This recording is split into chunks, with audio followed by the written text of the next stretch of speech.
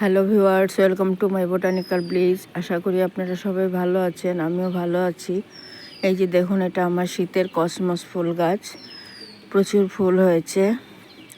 আমি একটা ক্যারেটের মধ্যেই সাদা এবং এই পার্পেল কালার একসাথে বসিয়েছি, এতে করে গাছ দেখতে সুন্দর লাগবে। এই যে দেখুন, সাদা পার্পেল দুটোই ফুটেছে। শীতে এই ফুল প্রচুর হয় এবং বাগানের সৌন্দর্য বাড়ায়।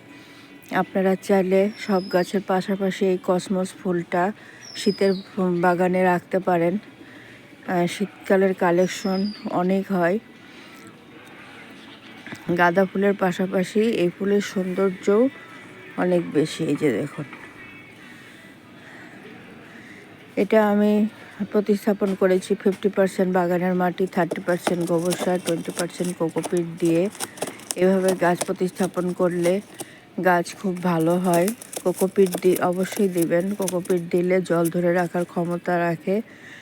আর সপ্তাহে সপ্তাহে নিম তেল স্প্রে করে দিলে গাছে পোকামাকড় লাগে না, গাছ সুন্দর এবং হেলদি থাকে। এই যে দেখতে পাচ্ছেন গাছ কত সবুজ সতেজ আছে।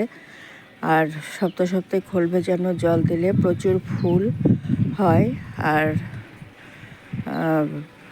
ফুলের সাইজ বড় হয়। ভিডিওটি ভালো লাগলে প্লিজ সাবস্ক্রাইব করবেন, সাবস্ক্রাইব করে আমার পাশে থাকবেন। আজকে আসি, টাটা।